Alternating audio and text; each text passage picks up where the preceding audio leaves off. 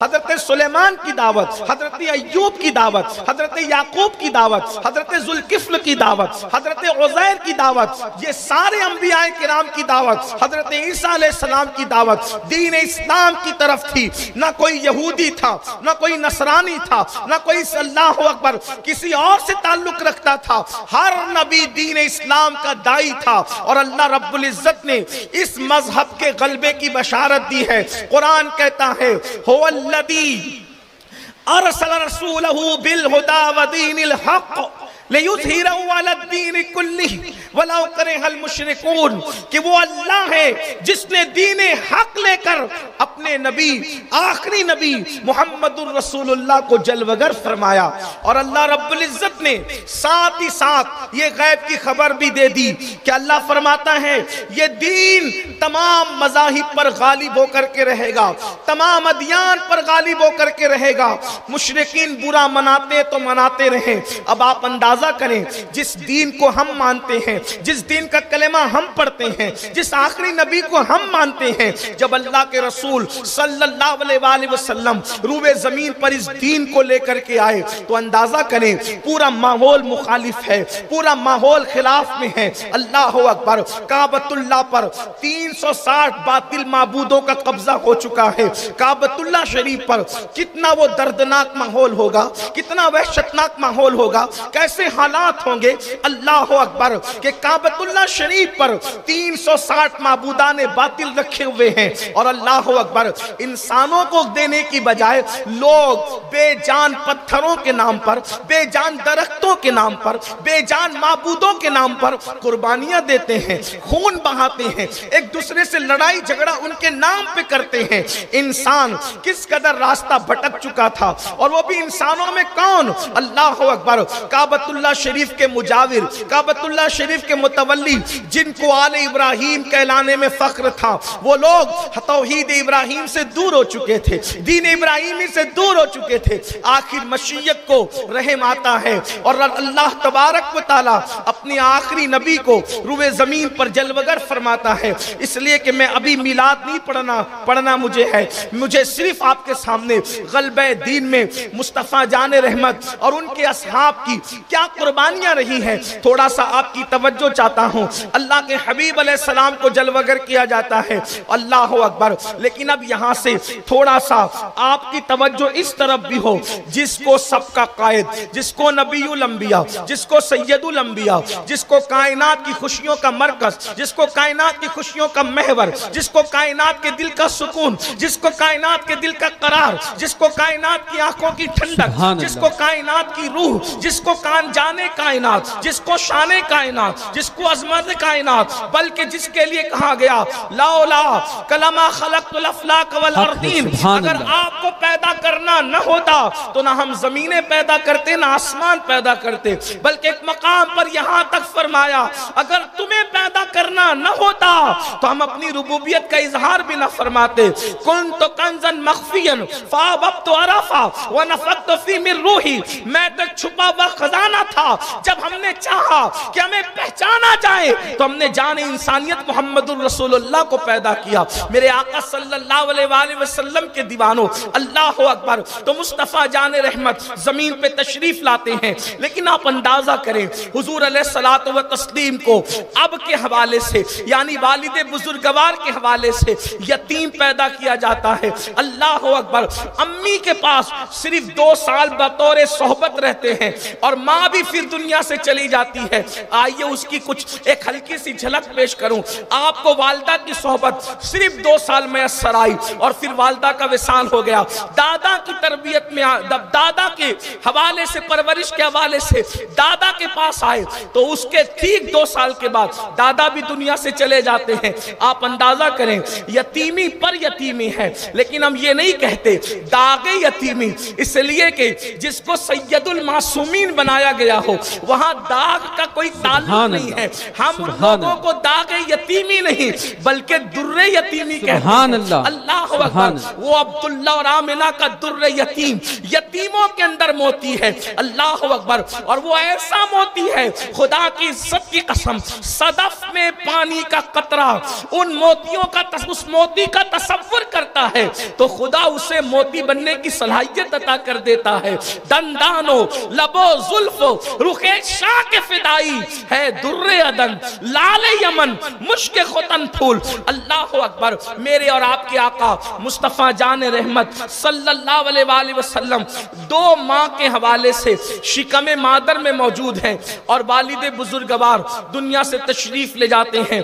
حضرت سیدنا عبداللہ رضی اللہ تبارک و تعالی عنہ دنیا سے تشریف لے جاتے ہیں. شکم مادر میں صرف 2 ماہ کے ہیں. آپ کو اب سے پوچھنا چاہتا ہوں، آخر محبوب کو یتیم پیدا کرنے میں حکمت کیا تھی؟ میرے ایک دوست نے اپنی ایک داستان مجھے بتائی. جب اس نے داستان بتائی تو میں اس داستان کو سننے کے بعد مسکرانے لگا. اس نے مجھے غصے سے کہا، تجھے میرے درد کا اثر اس لیے نہیں ہے کہ تو اس راستے سے کبھی گزرا نہیں ہے. وہ داستان کیا تھی میں اس کا ذکر نہیں کر سکتا، لیکن اتنا ضرور ہے اس نے جب اپنی داستان سنائی، میں غربت کی داستان سن کے رویا، لوگوں کی یتیمی کی داستان سن کر آنکھ میں آنسو آئے، لیکن اس کی جو داستان تھی درد دل تھا، اس کا تڑپنا تھا، بلکنا تھا، لیکن میں اس پہ مسکرا رہا تھا. وجہ یہ تھی کہ جس راستے سے وہ گزر کر بلبلا رہا تھا اس راستے میں ہم نے کبھی قدم ہی نہیں رکھا تھا. وہ راستہ کیا ہے، اس کی داستان کیا ہے، اختصار کے ساتھ حضرت سیدنا شاہ نیاز بے نیاز کے جو ہے وہ 2 مصروں کے درمیان اہل عقل اور اہل خیرت کے جہاں اشاروں کے طور پہ بتا دوں کہ بلحوث پاؤ نہ رکھیو اس راہ کے بیچ، عشق ہے یہ راہ گزرے عام نہیں. اللہ اکبر. تو میں نے کبھی اس راہ میں قدم ہی نہیں رکھا تو اس لیے مجھے جو ہے وہ بہت ہلکی سی بات معلوم ہے. اس نے غصے سے کہا، تو میرا درد اس لیے نہیں سمجھ سکتا کہ تو اس راستے سے گزرا نہیں. یقین جانے تب مجھے احساس ہوا کہ اللہ نے محبوب کو یتیم اس لیے بنا کر بھیجا کہ وہ یتیموں کے ماں باپ بن کر آئے تھے، یتیموں کے غمگسار بن کر آئے تھے، بیواؤں کا سہارا بن کر آئے تھے. اس لیے بیوہ ماں کی گود میں جلوگر فرمایا، کیونکہ انسان اگر بھوک سے آشنا نہ ہو تو وہ کسی کی بھوک کا احساس نہیں کر سکتا. انسان اگر پیاس سے آشنا نہ ہو تو وہ کسی کی پیاس کے درد کو محسوس نہیں کر سکتا. اللہ اکبر. اللہ کے حبیب علیہ السلام کی ولادت ہوتی ہے اس شان سے کہ آپ اللہ اکبر وہ والد بزرگوار کے وصال کے ٹھیک 7 ماہ کے بعد کم و بیش دنیا میں تشریف لاتے ہیں. دادا چچا آپ کو پیار دیتے، محبت دیتے، ماں پیار دیتی ہے اور حلیمہ سعدیہ کے سپرد کر دیے جاتے ہیں. 4 سال تک حلیمہ سعدیہ کے گھر رہتے ہیں اور اس کے بعد 4 سال کے بعد جب اللہ کے رسول اپنے گھر آتے ہیں تو 6 سال کی عمر ہوتی ہے اور مقام ابوا میں سیدہ آمنہ خاتون جو ہے وہ دنیا سے تشریف لے جاتی ہے. میں نے بار بار سیدہ آمنہ خاتون کے وفات کے واقعات آپ کے سامنے پڑھے ہیں اور آپ نے بار بار سنا ہے، اس کی طرف بھی جانا نہیں، صرف اشارہ دینا چاہتا ہوں اس کا بھی. پھر میرے آقا علیہ الصلوۃ والتسلیم 8 سال کی عمر تک دادا کے پاس رہتے ہیں. دادا بھی دنیا سے تشریف لے جاتے ہیں. کتنے جنازوں کے پیچھے اللہ کے رسول نے معصوم بچپن میں آنسو بہائے ہیں.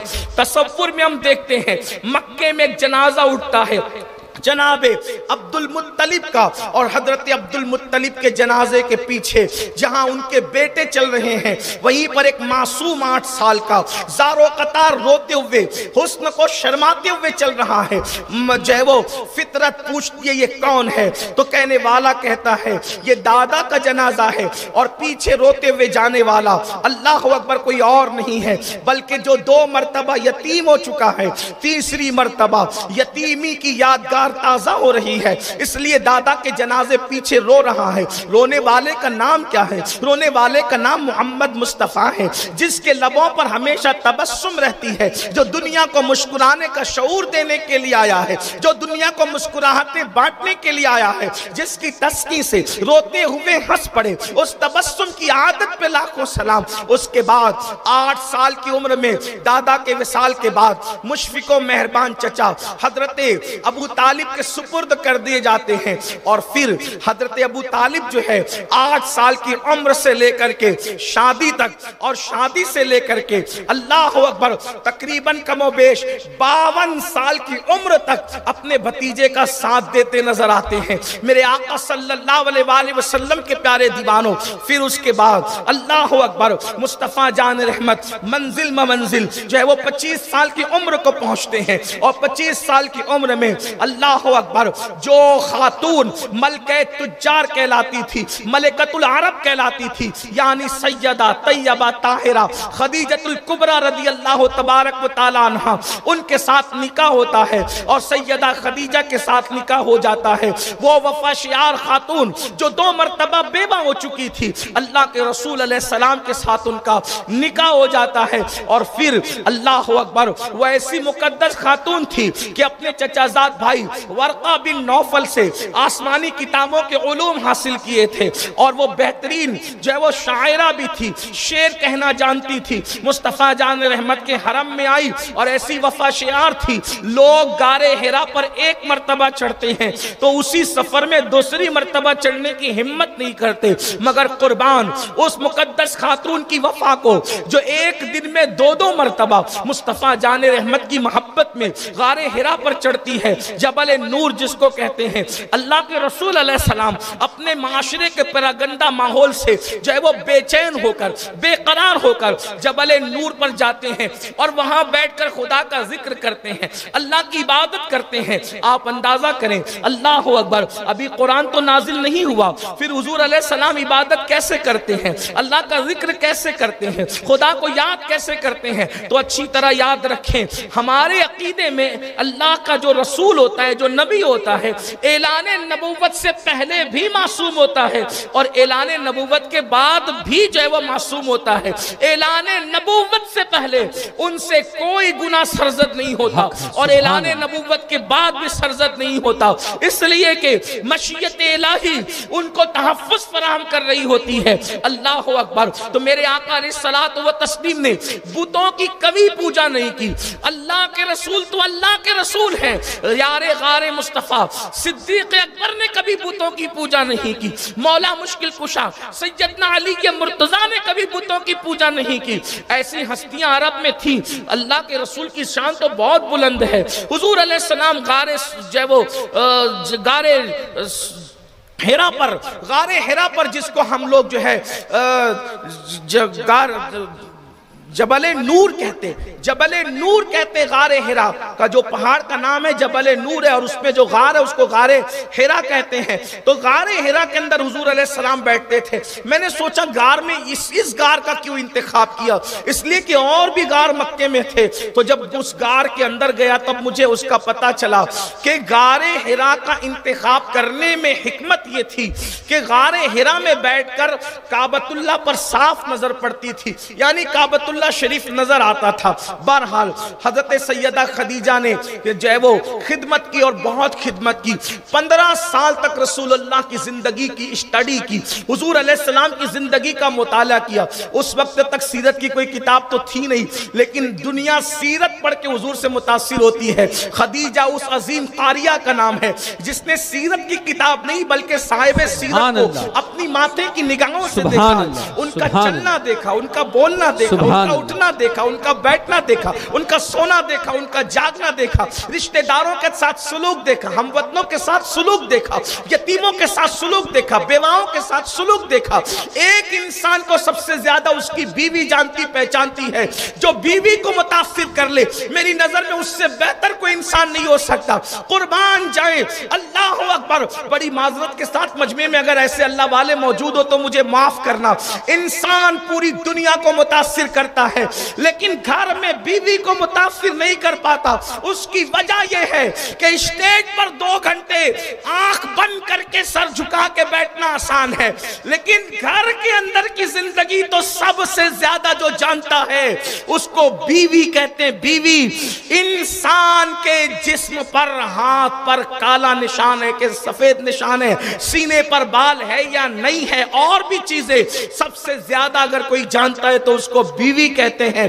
قربان جائیں یہ مصطفیٰ جان رحمت کی سیرت کا روشن ترین باب ہے کہ جب اللہ کے رسول پر پہلی وحی آتی ہے تو سب سے پہلے جو نبوت کا اقرار کرتا ہے وہ کوئی اور نہیں ہے، حضور کی زندگی کو 15 سال تک دیکھنے والی سیدہ خدیجہ الکبریٰ کی ذات ہے۔ اور سیدہ خدیجہ نے پہلی وحی کے وقت میں جو اپنی رائے کا اظہار کیا تھا، آقا علیہ السلام نے جب کہا زملونی زملونی، مجھے چادر اڑاؤ چادر اڑاؤ، تو آقا سے پوچھا کیا آپ فرما رہے ہیں، بات کیا ہے؟ تو حضور علیہ السلام نے کہا مجھے اپنی جان کا خطرہ ہے، مجھے اپنی جان کا خطرہ ہے۔ جان کا خطرہ کیوں ہے؟ لوگ کہتے ہیں جبریل کو دیکھ کر ڈر گئے۔ یاد رکھیے میں ان اب باتوں کو میں بہت پہلے اسی شہر میں کئی نکڑوں پر چوراہوں پر میں بیان کر چکا ہوں، لیکن اس کو میں دہرانا نہیں چاہتا، لیکن اتنا ضرور ہے کہ دماغ کی کڑیاں وہاں جڑ جائے۔ ظاہر سی بات ہے 25 سال 20 سال 15 سال پہلے جو لوگ ہماری محفل میں شریک ہوتے تھے، اب وہ لوگ تو بہت سارے لوگ بڑھاپے کی طرف گئے ہیں، اور جو اس وقت پیدا ہوئے تھے وہ بالکل جوان ہو گئے ہیں۔ تو جن کو پتا ہے ان کو یاد ہو جائے، جن کو نہیں پتا ان کو بتا دوں۔ کہتے جبریل دیکھ کر کے ڈر گئے تھے، اس لیے کہتے تھے جان کو خطرہ ہے۔ ہم نے کہا اللہ اکبر، قرآن کہتا ہے ثم دنا فتدلا فکانا قاب قوسین او ادنا، اللہ اکبر، فاوحا الی عبدہ ما اوحا۔ ان کی شان یہ ہے کہ وہ جبریل کے خدا کو ٹکٹکی باندھ کر دیکھتے ہیں، اور قرآن کہتا ہے ما ذاق البصر وما طغى، خدا کو ٹکٹکی باندھ کے دیکھتے ہیں، وہاں بے ہوش نہیں ہوتے۔ تو جبریل کو دیکھ کر کے کیوں ڈرتے؟ کیونکہ ہمارے عقیدے میں جبریل سید الملائکہ ہے، لیکن ہم کہتے ہیں جبریل خادمہ، سبحان اللہ سبحان اللہ، جبریل ان کے سبحان اللہ، جبریل ان کے خادم کا نام ہے۔ اور خادم کا نام کیوں نہ ہو؟ اس لیے کہ مخدوم کی سواری کی لگام تھامنے والے کو تو خادم ہی کہا جاتا ہے۔ اور شب معراج حضرت جبریل نے لگام تھام کر کے بتا دیا جبریل سید و سردار ملائکہ ضرور ہے، لیکن آمنہ کے لال کی خدمت کر کے بتا رہا ہے کہ جبریل خادم ہے۔ سبحان اللہ سبحان اللہ۔ خادم کو دیکھ کر بھی مخدوم کو بھی ڈرتا ہے۔ جان کا خوف کیوں؟ ارشاد ہوا مجھے اپنی جان کا ڈر ہے۔ جان کا ڈر اس لیے تھا کہ ذمہ داری اتنی بڑی آ گئی ہے۔ اب آپ کی توجہ، یہ جو میں نے غلبہ دین کی بات شروع کی نا، خدیجہ ذمہ داری اتنی بڑی آ گئی ہے کہ ماں کے ساتھ زنا کرنے والوں کو ملائکہ کا تقدس دینا، کون سی زمین ہے یہ؟ جانوروں کے ساتھ عرب کے لوگ بدکاریاں کرتے تھے، تاریخ اٹھا گیا۔ ماں کے ساتھ بدیاں کرنے والے لوگ بھی اس زمین پہ موجود تھے، کعبے کا طواف ننگے ہو کے کرتے۔ ان کے لیے حج وغیرہ کی تاریخیں اپنی مرضی سے مہینہ تاریخ بدل دینا کوئی مشکل کام نہ تھا، وہ اپنی سہولت سے آگے بڑھا دیتے تھے، سارے معاملات مہینے بدل دیتے تھے، طبیعتوں کے غلام تھے۔ ان کے نزدیک کمزوروں پہ ظلم کرنا کوئی عیب نہ تھا، ان کے نزدیک بیٹیوں کو زندہ دفن کرنا، ایک ایک قبیلے کا سردار 500 اور 700 اور 900 بچیوں کو اپنے ہاتھوں سے زندہ دفن کر چکا تھا۔ آج جا کر کے ڈھونڈو اس پرفتن دور میں بھی کہ کوئی ہے ایسا جس نے 900 بچیاں 500 اور 700 بچیاں اپنے ہاتھوں سے دفن کی ہے؟ نہیں ملے گا شاید کوئی۔ دنیا کے آج کے دہشت گرد جن کی اسلام مذمت کرتا ہے، ہم مذمت کرتے ہیں، ہمارے علماء ان کے خلاف تقریریں کرتے ہیں، لیکن آج کا دہشت گرد دوسروں کے بچوں کو قتل کرتا ہے اپنے بچوں کی خوشی کے لیے۔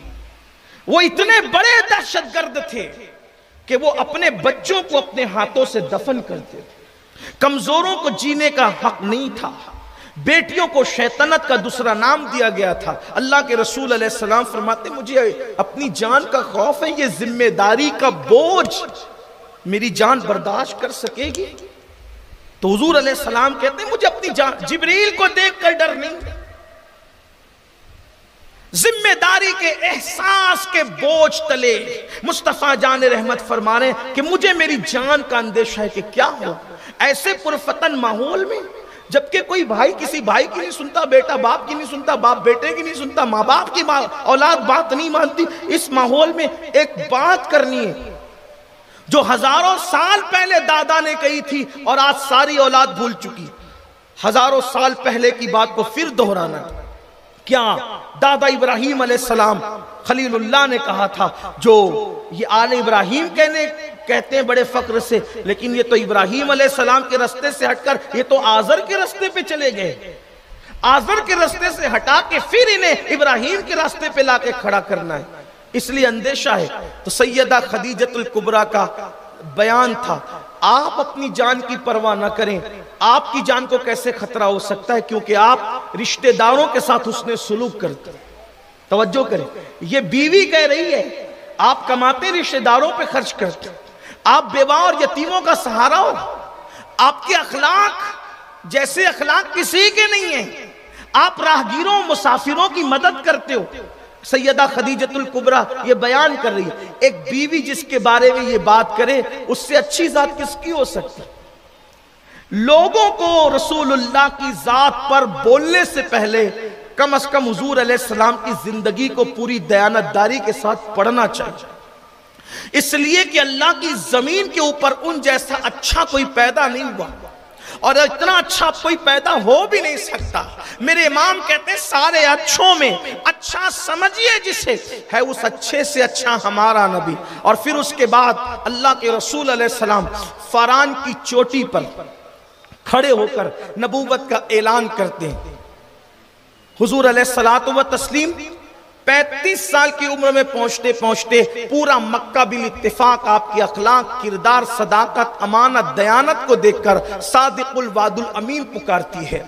حضور علیہ السلام نے 5 سال تک بکریوں کو جنگل لے کر کے گئے اور بکریوں کی نگہبانی فرمائی۔ حضور علیہ السلام نے بکریوں کی نگہبانی فرمائی۔ ہر نبی کو بکریاں جنگل میں لے جانا ہوا اور بکریوں کی نگہبانی کرنا ہوا۔ اس کی وجہ یہ ہے کہ جانوروں میں بڑا بھولا جانور ہے بکریاں، نبی کو پہلے بکریاں کی نگہبانی کروائی جاتی ہے، کیونکہ جو جانوروں کو کنٹرول کر سکتا ہے تو پھر وہ انسانوں کو بھی کنٹرول کرنے کی صلاحیت رکھتا ہے۔ یہ اور بات ہے، اور نبی بھی جانور لے کر گئے، بکریاں لے کر گئے جنگل، لیکن میرا نبی تو بچپنے ہی میں بکریاں جب جنگل لے جاتے تھے حلیمہ کی، تو اوروں کی بکریوں کو جو ہے وہ چرواہا ڈنڈے سے سنبھالتا ہے، ہاتھوں سے سنبھالتا ہے، مخصوص لب و لہجے سے چیخ پکار کے سنبھالتا ہے۔ لیکن حضرت شیمہ کہتی ہے کہ جس وقت میرے بھائی محمد ہمارے ساتھ چلتے تھے تو بکریاں بھی ان کے ارد گرد چلا کرتی تھی۔ یہ معجزہ ہے حضور علیہ السلام کا۔ بہرحال تو حضور علیہ السلام نے جب نبوت کا اعلان کیا تو جو لوگ صادق الوعد الامین کہہ رہے تھے وہی لوگ کبھی رسول اللہ کو مجنون کہتے ہیں، معاذ اللہ ثم معاذ اللہ۔ مجنون کا مطلب آپ جانتے ہیں کہ آج کل لوگ یعنی کہ عربی میں مجنون پاگل کو کہتے ہیں، استغفر اللہ، اللہ اکبر۔ اس عظیم ہستی کو پاگل ہونے کا طعنہ دیا جا رہا ہے جس کے تلووں کا بوسہ دے کر عقل کو معراج نصیب ہوتی ہے۔ اتنی عقل مند ہستی اللہ نے دنیا میں پیدا ہی نہیں فرمائی، بلکہ اللہ اکبر عقل و خرد جس کے تلووں میں آ کر کے معراج پاتے ہیں، عروج پاتے ہیں اور آبرو پاتے ہیں اور اعتبار کا مقام حاصل کرتے ہیں، اس ہستی کو مجنون ہونے کا طعنہ دیا گیا۔ کوئی کہتا ہے یہ شاعر ہے، یہ شاعری کرتے ہیں، کوئی کہتا ہے معاذ اللہ یہ جادوگر ہیں، لوگوں پہ جادو کرتے ہیں، غرض کے الگ الگ بات کرتے تھے۔ ایک بات آپ کو اور بتاؤں، بہت پتے کی اور خاص بات، وہ مجمع میں کہتے تھے پاگل ہے، جادوگر ہے اور سائر ہیں اور یہ ہیں اور وہ ہیں اور وہ ہیں، لیکن جب اکیلے میں بیٹھتے تھے کمرے میں تو کہتے ہیں کہ کیا جادوگروں کا چہرہ اتنا نور والا ہوتا ہے، اتنا اتنا چمکتا دمکتا ہوتا ہے، اتنا حسین و جمیل ہوتا ہے. وہ کہتے ہیں محمد جو کہتے ہیں نہ وہ نظم ہے نہ وہ نثر ہے، کیونکہ شاعری تو ہم بھی کرتے ہیں. اور وہ ایسے شعراء تھے کہ ایک ایک نشست کے اندر جو ہے اللہ اکبر 200 اشعار 300 اشعار فی البدی کہتے تھے. عرب کی جاہلیت کی شاعری کی تاریخ اٹھا کر کے پڑھیں، اللہ اکبر آپ کو پتا ہوگا. فی البدی اشعار کہتے تھے، وہ کاغذ قلم لے کر بیٹھنے والے شعراء نہ تھے، بلکہ وہ فی البدی اشعار کہتے تھے. ان کا ذہن اتنا تھا، دماغ اتنا تھا، لیکن جب وہ تنہائیوں میں بیٹھتے تھے تو کہتے تھے شاعری تو ہم بھی کرتے ہیں، لیکن محمد جو کہتے ہیں وہ شعر نہیں لگتا، وہ جادوگری نہیں لگتی، وہ کسی غیبی طاقت کا کلام معلوم ہوتا ہے. تنہائی میں کہتے تھے. ایک بات یہ بھی آپ کو کہوں، آج اگر اسٹیجوں سے رسول اللہ کے خلاف بکواس ہوتی ہے تو جیسے وہ اپنا اقتدار بچانے کے لیے جان بوجھ کر بکواس کرتے تھے، ویسے آج کا انسان بھی اقتدار کی خاطر حضور کو گالی دیتا ہے، ورنہ اپنے دل میں بھی وہ جانتا ہے جیسے محمد ہے ویسا کوئی ہو ہی نہیں. سبحان اللہ، سبحان اللہ، حق ہے. اپنے نبی کی عظمت کو سب مانتے ہیں، لیکن صرف اقتدار کے تحفظ کے لیے لوگ رسول اللہ کو گالیاں دیتے ہیں. جانتے ہیں اکرمہ ابن ابو جہل جو بعد میں مسلمان ہوئے، حضرت اکرمہ نے کہا بابا اتنی مخالفت کرتے ہیں ہم محمد کی، سچ بتاؤ آپ چھپ چھپ کر جو قرآن سنتے ہو تو کیا ہے؟ تو تب بیٹے کو سچ کہنا پڑا. کہا بیٹا اس کلام میں جو تاثیر ہے وہ میں نے کہیں نہیں سنی ہے. یہ بات گھر میں ہوتی تھی، لیکن باہر. تو اکرمہ نے کہا ابا جب تمہیں معلوم ہے کہ وہ سچ کہتے ہیں